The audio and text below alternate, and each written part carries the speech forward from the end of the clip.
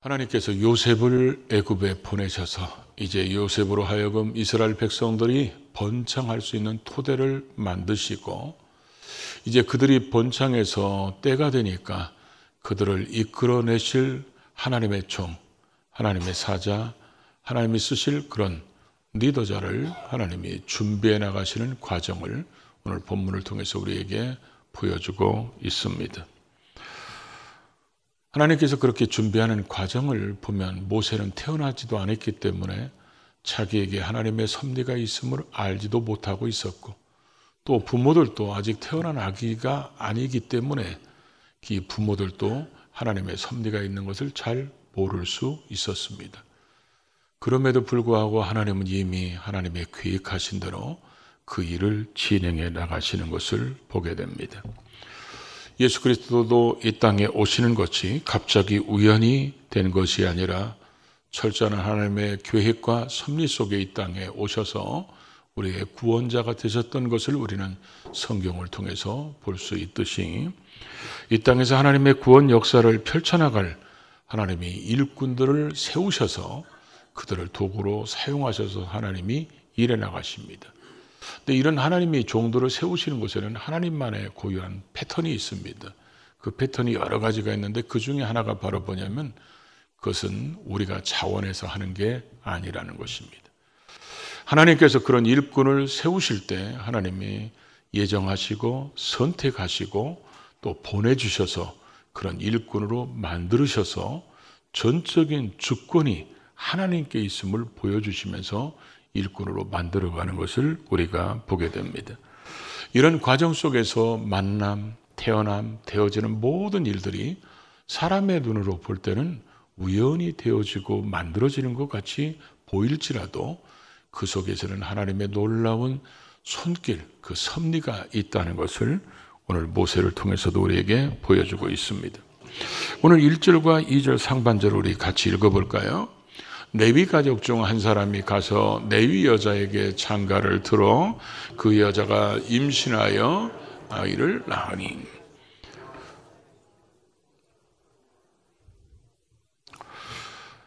오늘 이 말씀을 보면 지극히 평범한 얘기입니다. 한 남자가 한 여자를 얻어서 가정을 이루고 아이를 낳았다. 그런데 이 속에서는 하나님의 놀라운 계획과 섭리가 있다는 것을 보여주고 있다는 것입니다. 모든 사람들이 볼 때는 그 당연한 거 아니야? 아주 평범한 거 아니야? 이렇게 생각할 수 있는 지극히 평범한 것이 하나님의 계획과 섭리가 있었는데, 문제는 그런 계획과 섭리를 본인들도 모르고 모세는 아직 태어나지도 않았으니까 모세도 모르고 있다는 것입니다. 그래서 때로는 우리도 하나님의 섭리가 우리 눈앞에서 이루어지는 것을 볼 수도 있지만 대체적으로 이런 관계 속에서 일어나는 섭리는 우리도 잘 깨닫지 못하다가 나중에서 깨달을 때가 참 많습니다. 그러다 보니까 이게 다 보면 세상 사람들은 이런 표현을 뭐라고 그래요? 옷깃만 스쳐도 인연이라고 표현하고, 그리고 다 팔자라니 생각하고 그냥 살으라고 그럽니다. 섭리를 모르니까 그와 같이 표현하고 있습니다. 그런데 요즘에는 이런 창조적인 하나님의 섭리를 거역하는 시대가 됐습니다. 그래서 당연히 남자와 여자가 만나서 결혼해야 되는데 남자끼리 만나기도 하고 여자끼리 만나는 이런 일들도 벌어지고 있고, 또 결혼을 하지 않는 시대가 돼버렸어요. 그러다 보니까 어려운 상황이니까 뭐 어쩔 수 없이 여건이 안 되는데, 그리고 내가 자식 낳아서 걔 때문에 내 인생을 망칠 수는 없어. 나도 내 인생을 즐기고 싶어. 이런 것들 때문에 창조의 진리인 생육하고 번성하라는 하나님의 말씀을 거부하고 있는 시대입니다. 그런 속에서 하나님이 한 남자를 만나게 하고 한 여자를 만나게 해서 자식을 낳게 하는 이게 그냥 우연이 되는 게 아니라, 이 특별히 모세의 집안은 하나님이 만나게 하시고 하나님이 자녀를 낳게 하시고 하나님의 놀라운 섭리가 숨겨져 있는 것처럼, 특별히 우리 믿음의 사람들은 이런 안목이 필요합니다. 하나님이 우리 부부를 만나게 하시고 이런 자녀를 주신 것이 하나님의 계획과 섭리에 의해서 이루어진 가정, 이렇게 보면 가정을 보는 눈이 달라질 수밖에 없습니다. 그런 하나님의 섭리로 이끌어져서 만들었다는 것을 믿으시기 바랍니다. 마음에 안 들어도 그게 맞습니다. 그래도 아멘이 줄었어요. 두 번째로는 이런 모든 과정 속에서 우연인 것처럼 보여도 철저하게 하나님의 섭리로 상황을 하나님이 만들어 가신 것을 볼 수 있어요. 오늘 특별히 2절에 보니까 그가 잘생긴 것을 보고 석 달 동안 그를 숨겼다. 잘생긴 것을 보고 석 달 동안 숨겼다는 거예요. 그럼 못생긴 애들은 다 죽었겠네요? 그런 의미가 아닙니다. 잘생겼다는 말은 옛날 성경에는 준수하다 이렇게 돼 있는데 이 잘생겼다 준수하다는 말이 히브리어로 토부입니다. 토부. 하나님 보시기에 좋았더라, 아름답더라, 존귀하다, 때로는 보배롭다, 뛰어나다, 이런 다양한 의미로 사용된 단어입니다. 근데 이 본문에서는 지금 임신하여 아들을 낳으니 그가 잘생긴 것을 보고, 이 보고라는 단어가 굉장히 중요한 단어인 것 같아요. 왜 그러냐면 그냥 단순히 눈으로 보고 그친 것이 아니라 이 요게벳이 아이가 세 번째 아이 이 모세가 태어나니까 이 아이를 보는 순간 하나님께서 이 아이를 통해서 외형적으로도 잘생겼지만 이 아이를 통해서 하나님이 뭔가 일을 하실 것 같다. 하나님 뭔가 계획하심이 있는 것 같다. 이걸 알았다, 생각했다, 깨달았다, 그런 의미예요. 얘를 딱 보는 순간 그게 알아졌다는 것입니다. 하나님께서 이런 모세가 태어났을 때 그의 어머니 요게벳에게 이런 생각을 갖게 하신 분도 하나님이시라는 거예요. 그래서 보는 순간 이 아이를 통해서 하나님의 놀라운 계획, 하나님의 놀라운 손길, 하나님의 놀라운 역사가 일어날 거다. 이런 깨달음을 갖게 하신 분이 하나님이시라는 거예요. 그래서 지금 더 숨길 수가 없어서 이렇게 표현되어 있는데 석 달을 기르다 보니까 아이의 목소리가 커지고 아이의 목소리가 굵어지니까 이제 자기 가족의 생명의 위협을 무릅쓰고 석 달을 길렀는데 이제 더 이상은 기를 수 없어서 갈대 상자에 넣어서 나일강에 띄울 생각을 합니다. 이 생각도 하나님이 주셨다는 거예요. 왜 그럽니까? 여러분, 나일강은 지금도 나일강 가보면 우리가 알 수 있듯이 동네 개천이 아닙니다. 그 폭이 우리나라 한강급이고 이 길이는 한강은 깸이 안 됩니다. 엄청나게 큰 강입니다. 이런 강에서 그런 조그만한 그런 갈대 상자를 넣으면 이거 바람 불으면 금방 뒤집어지고 거기는 악어들도 살고 수많은 것들이 살기 때문에 얼마든지 그거 뒤집어지면 금방 죽을 수 있습니다. 왜 요게벳은 동굴로 도망가야 되겠다. 이 아이를 안고 이 아이가 자랐을 때 나중에 광야로 가잖아요. 광야로 가서 아무도 없는 데서 키워야 되겠다. 왜 이런 생각을 갖지 않고 이 아이를 갈대 상자에 넣어서 나일강에 띄워야 되겠다. 왜 이런 생각을 갖게 하셨을까요? 그게 하나님이 주신 생각이라는 거예요.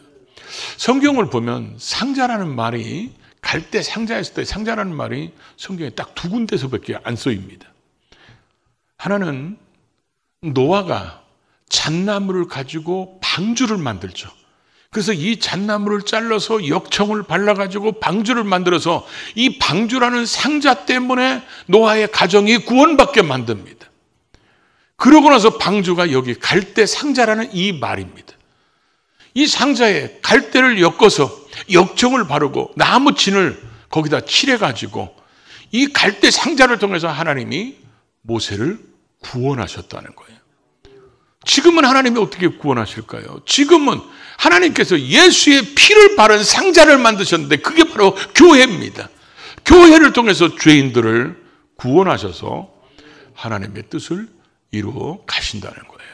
그러니까 이 갈대 상자를 만들게 하는 것도 하나님의 생각을 주셨다는 거죠. 그러고 나서 갈대 상자를 이제 갖다 놓고 이제 이 갈대 상자가 떠밀려 갈 때 바로의 딸 공주가 목욕하러 옵니다. 이 목욕하러 왔을 때 공주가 움직이니까 누가 붙을까요? 몸종들이 붙겠죠. 그래서 성경에는 시녀라는 말이 두 종류가 있어요. 이 본문에 보면 하나는 우리 편대로 바꾸면 몸종이 따라옵니다. 또 하나는 공주가 움직이니까 또 하나의 그 시녀는 우리 편대로 바꾸면 경호원들이 따라옵니다. 이 목욕이 집에서도 할 수 있어요. 그렇죠? 공주니까. 근데 여기서의 이런 목욕은 자기 신들에게 자기 몸을 보여 깨끗하게 씻는 그런 예식의 모습이죠. 이걸 목욕하러 왔는데 이 타이밍 보십시오. 목욕하러 왔을 때 목욕하는 중에 왜 하필이면 그 시간에 이 갈대상자가 거기를 지나가고 있었고, 공주가 목욕할 때 경호원들이 다 먼 산 보고 있고 다른 데 볼 수 있는데 왜 그것을 공주의 경호원들의 눈에 띄게 만들었을까요? 여기에도 하나님의 놀라운 섭리가 있다는 거죠. 그러고 나서 그 상자를 주워다가 딱 열었는데 히브리 아이입니다. 왜냐하면 그 아이를 싼 보재기가 히브리 사람들의 문양이기 때문에 그렇습니다. 그럼 아버지가 엄명을 내렸잖아요. 히브리 아이들 남자가 태어나면 다 죽여야 된다. 그러면 그거 걷어봐서 그게 달렸으면 그냥 엎어버려야 됩니다. 근데 왜 애는 그때 또 울고 자빠졌을까요?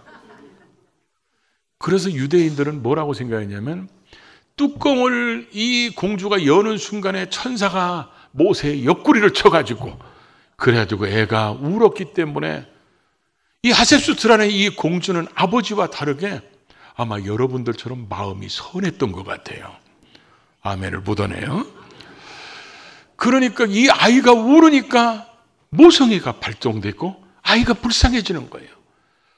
이 공주에게 이 아이의 울음소리를 듣고 그 마음이 열리게 하고 이 아이를 불쌍하게 여겨서 버릴 수 없게 뒤집어 놓지 못하게 하는 분도 하나님이 그 마음을 그렇게 만드셨다는 거예요. 그래서 물에서 건졌다고 해서 그 이름이 뭐예요? 모세라고 하잖아요. 이런 모든 상황이 여성명사로 주로 써 있습니다. 그러니까 이 말의 의미는 뭐냐면 이 사건의 모든 주도자는 지금 누구예요? 요게벳이라는 겁니다. 요게벳이 모세를 보니까 하나님이 뭔가 쓰실 것 같던 계획이 보였고 이 아이가 이제 석 달 되니까 갈대상자에 넣어야 된다. 이런 마음도 하나님이 요게벳에게 주셔서 요게벳이 그렇게 만들었고 갈대상자에 넣어서 띄울 때도 지금 어쩌면 요게벳에게 하나님이 지혜를 주셨는지 모르죠. 바로의 공주가 목욕하러 오는 그 타이밍에 가서 그것을 떠나보내게 하고 그래서 그들이 또 그것을 보게 하고 또 그 보았으니까 그 아이가 울자마자 바로의 공주의 마음을 움직이게 하셔서 하나님이 그런 상황, 그런 여건, 그런 마음을 열기도 하고 닫기도 하고 이렇게 했어서 하나님이 일해 가심을 보여주는데 특별히 오늘 본문의 2절, 3절을 보면요. 히브리어의 와우 용법이라는 게 있어요. 이 와우 용법은 예를 들면 이런 겁니다. 제가 축구를 했습니다. 그럼 그걸로 끝날 수 있잖아요. 이걸 와우 용법으로 하면 목사님은 지금 계속해서 축구하고 있습니다. 이런 얘기입니다. 그런데 2절, 3절의 이 와우 용법이 8번이나 사용됩니다. 그러니까 지금 마치 드라마틱한 연속곡이 진행되는 것처럼 갈대상자를 만들어서 그것을 띄우고 그 띄울 때 바로의 공주는 지금 출발하고 마치 이래서 하나의 연속곡이 진행되는 것처럼 계속해서 이 상황이 진행되는 그런 모든 과정 속에 하나님이 보고 계셨다는 거예요.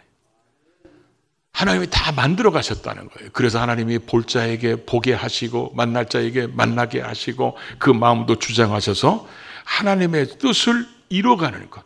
그러니까 우리의 어떤 상황이든지 하나님은 그 상황을 하나님의 계획 속에 섭리 속에 만들어가서 하나님의 뜻을 이뤄가시는 하나님이다. 그걸 보여주고 있다는 거죠.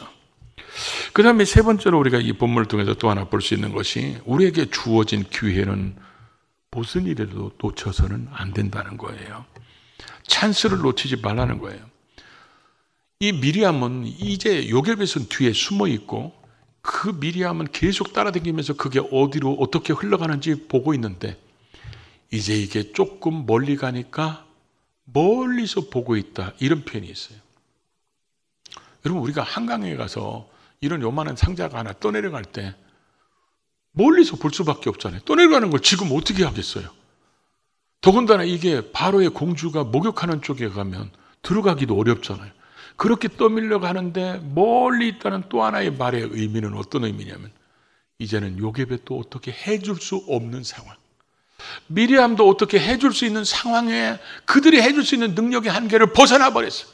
이제는 저게 뒤집어지든지 살든지 뭐 악어에게 물리든지 안 물리든지 누가 발견하든지 안 물려가든지 어쩌면 저게 수천 킬로를 떠밀어갈 수 있는 이런 모든 상황 속에서 자기들이 해줄 수 있는 게 아무것도 없는 상태를 멀리서 보고 있다고 이렇게 표현하고 있는데, 하나님이 그런 상황을 이 공주의 경호원들이 보게 해서 그 아이가 우는 걸 보고 공주의 표정을 숨어서 보고 있던 미리암이 쫓아가서 이렇게 얘기했죠.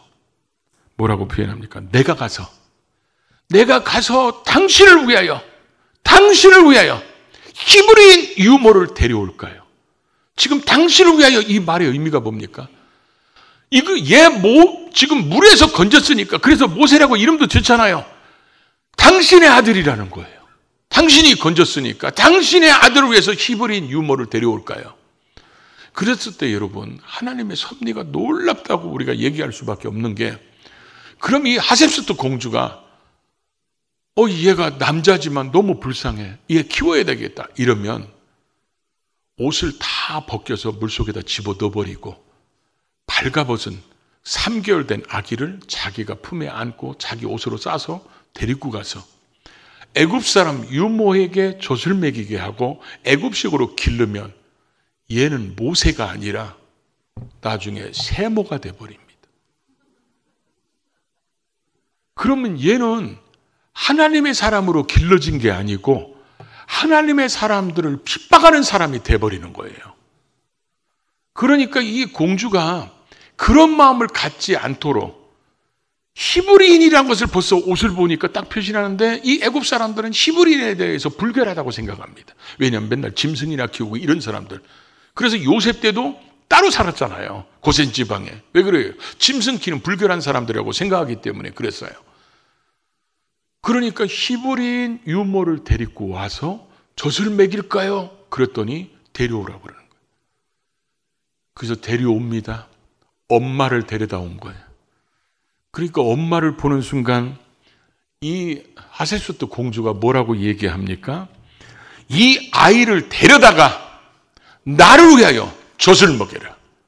나를 위해서. 무슨 얘기예요? 얘는 뭐요? 내 아들이라는 거예요. 내 아들을 위해서 당신이 젖을 먹여라. 그러면 내가 그 싹을 주겠다. 여러분 생각해 보십시오. 우리가 하나님께서 지금 이런 방법을 쓰셨어요. 그러니까 자기가 애 낳지만 자기가 이 아이를 기를 수 있는 상황이 안 되는 지금 현대 엄마들한테 이렇게 돈을 주면서 네가 아기를 낳지만 정부가 돈을 주겠다. 그러면 계속 날 거예요. 어쩌면 팡팡 날지도 몰라요. 근데 우리는 이 성경을 보면서 이 아이들을 데려다가 젖을 먹여서 나중에 이 아이가 크니까 바로의 딸에게 데려다 줬다. 이렇게 성경이 기록되어 있잖아요. 그러면 이 히브리 사람들은 젖을 언제 띠냐면 만 3살이면 젖을 띈다고 그래요. 그러면 만 3살이면 36개월입니다. 우리도 보통 3살, 4살, 정신없는 애는 5살까지 먹잖아요. 물론 뭐 정신없는 애들은 초등학교 가면서도 엄마 젖 먹는 애들이 있어요. 근데 지금 여러분 보십시오. 얘 3개월 됐어요. 그러면 만 3살에 젖을 띈다면 이 아이는 엄마가 이 아이를 기를 수 있는 기회, 시간이 33개월 남았습니다. 그럼 이 33개월 동안 이 아이에게 신앙을 제대로 심어주지 못하면 이 아이는 나중에 애굽 사람이 돼버리고 애굽파가 돼버리면 그 힘을 가지고 그 배움을 가지고 자기 민족을 핍박하는 사람이 되는 거예요. 자기가 달아내는데.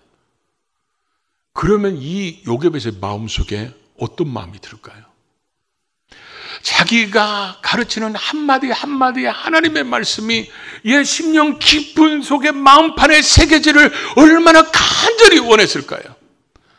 이 요괴벳의 뜨거운 열정, 이 열정이 오늘 그리스도인 어머니들에게, 아버지에게 이런 열정이 없기 때문에 우리의 자녀들이 다음 세대가 신앙이 개성이 잘 된 다음 세대가 아니라 하나님을 모르는 다른 세대가 되어버리는 사사기의 비극이 우리의 가정들 속에도 지금 일어나고 있다는 거죠. 얼마나 간절했을까요? 우리가 자녀들에게 신앙의 계승을 하기 위해서 이런 요괴벳같이 이런 뜨거운 열정, 눈물의 그런 기도, 눈물로 가르치는 이런 모습이 지금 여러분 속에 있습니까? 때로는 할아버지, 할머니 되신 분들, 내가 잘못 가르쳤고 자식들이 교회를 안 다녀. 포기하지 마십시오. 그런 분도 계시더라고요. 보니까 토요일 날마다 가서 애를 데리고 와. 어차피 자식들은 교회 안 다니니까 니들 토요일 날 우리 집한테 애를 맡겨놓고 니들 주일 날 놀러 가라. 어차피 교회 안 나오니까. 내가 아들은 실패했어도 손주라도 성공해야 되겠다. 그래가지고 철저하게 신앙으로 가르치는 거야. 그렇게 해서라도 가문의 신앙의 대를 이어가면 그 애가 엄마 아버지 반드시 다시 불러올 거예요. 우리가 그런 열정과 그런 뜨거움을 가지고 있다면 왜 신앙의 계승이 안 되겠습니까? 우리가 그런 모습이 필요하다는 거예요. 이 요괴벳이 가장 간절한 마음이 뭐였을까요? 3살 버릇 80까지 가게 하는 것. 3살의 신앙이 80살까지 갔으면 좋겠다. 근데 이게 얼마나 눈물로 간절하게 뜨거운 열정으로 가르쳤으면 나중에 우리가 3살로 계산해 봅시다. 만 3살까지 교육받은 것이 애굽에 가서 최고의 선생님들, 최고의 지식가들, 최고의 환경에서 받은 37년의 세상 교육을 3년의 신앙 교육이 꺾어버립니다. 이런 위대한 신앙 교육이 있는데 우리는 자녀들을 어렸을 때부터 길른다고 길렀는데 세상에 나가면 어렸을 때부터 길른 신앙 교육이 세상 교육에 꺾여버려가지고 애들을 잃어버립니다. 도대체 우리와 요괴벳의 차이가 뭘까요? 요괴벳은 그 주어진 시간이 짧은 걸 본인은 더 잘 알고 있습니다. 이 아이에게 젖 먹으면서도 얼만큼 가르쳤을까요?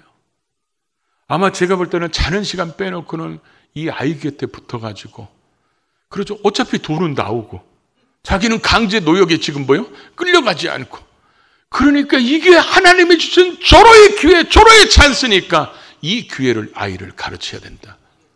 이런 열정으로 가르쳤기 때문에 나중에 40이 됐어서 이스라엘 백성들을 돌아볼 생각이 났다는 거죠. 신앙의 교육이 이래서 위대한 것입니다.